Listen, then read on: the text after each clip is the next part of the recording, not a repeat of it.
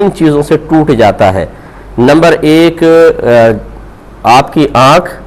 ناک اور منہ کے ذریعے کوئی چیز داخل بدن ہو جائے تو روزہ ٹوٹ جائے گا۔ لہذا اگر آپ نے آنکھوں میں ڈراپ ڈالے یا ناک میں ڈراپ ڈالے اور وہ چلے گئے اندر، اس طرح منہ سے کوئی چیز آپ نے کھائی تو آپ کو روزہ ٹوٹ جائے گا۔ باقی کانوں میں اگر آپ کان کا پردہ اگر آپ کا سلامت ہے تو چاہے آپ پانی ڈالیں، تیل ڈالیں، دوا ڈالیں، روزہ نہیں جائے گا۔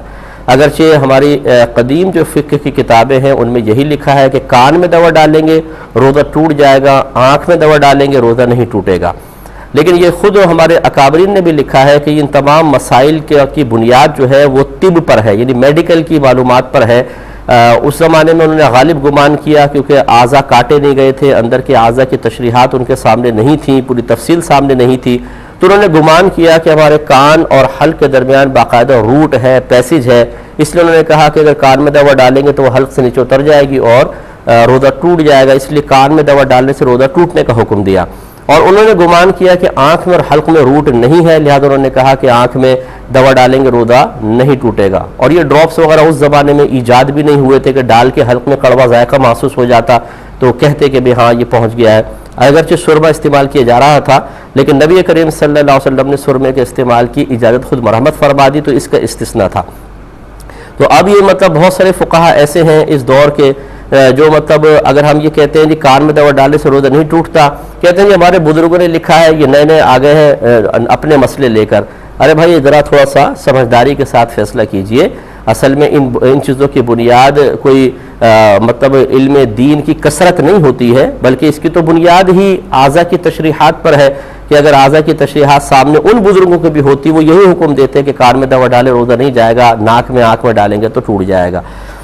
چنانچہ اب کوئی کھا لے پی لے، ناک میں کوئی ڈراپ ڈالے، آنکھ میں ڈالے، اسی طرح مسئلہ آپ کو بتایا تھا کہ دمہ کسی کو ہے، اس نے پمپ وغیرہ لے لیا، اس سے لیکوڈ دوا اندر پہنچ جاتی ہے، روزہ ٹوٹ جائے گا۔ اور چونکہ ہم نے ان کے ساتھ مقید کر دیا لہٰذا اب انجیکشن کے اندر اور ڈرپ میں علماء کا اختلاف ہے۔ بعض کہتے ہیں کہ کسی بھی طریقے سے کوئی دوا یا غذا اندر پہنچے روزہ ٹوٹ جائے گا، کیونکہ اس سے توانائی تقویت حاصل ہوتی ہے، بدن کو اصلاح حاصل ہوتی ہے، روزہ ٹوٹنا چاہیے۔ لیکن جو علماء ظاہر حدیثوں کا اعتبار کر کے نتیجہ یہی نکالتے ہیں کہ آنکھ، ناک یا منہ کے ذریعے کوئی شے داخل بدن ہو تبھی روزہ ٹوٹتا ہے، رگوں کے ذریعے، شریانوں کے ذریعے کچھ چیز اندر پہنچ جائے روزہ نہیں جانا چاہیے، وہ انجیکشن لگانے کی اجازت مرحمت فرماتے ہیں، وہ ڈرپ کو بھی منع نہیں کرتے ہیں۔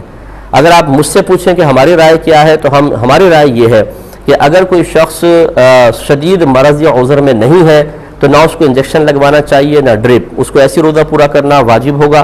اور اگر بالفرض یہ سمجھتا ہے کہ کوئی ڈاکٹر ہی کہتا ہے کہ فلاں انجیکشن آپ نے نہیں لگایا یا اگر آپ نے تھوڑی بہت ڈرپ نہیں لگوائی تو پھر آپ کا روزہ کمپلیٹ نہیں ہو سکتا، آپ کو توڑنا پڑے گا یا آپ رکھ ہی نہیں سکتے ہیں، تو اس کے لیے حکم شرعی یہ ہوگا کہ وہ ان فقہا کی رائے کا اعتبار کرتے ہوئے جو انجیکشن لگانے پر اور ڈرپ لگانے پر روزہ نہ ٹوٹنے کا حکم دیتے ہیں ان کے قول پر عمل کرتے ہوئے انجیکشن لگوائے، ڈرپ لگوائے، اپنے روزے کو کمپلیٹ کرے۔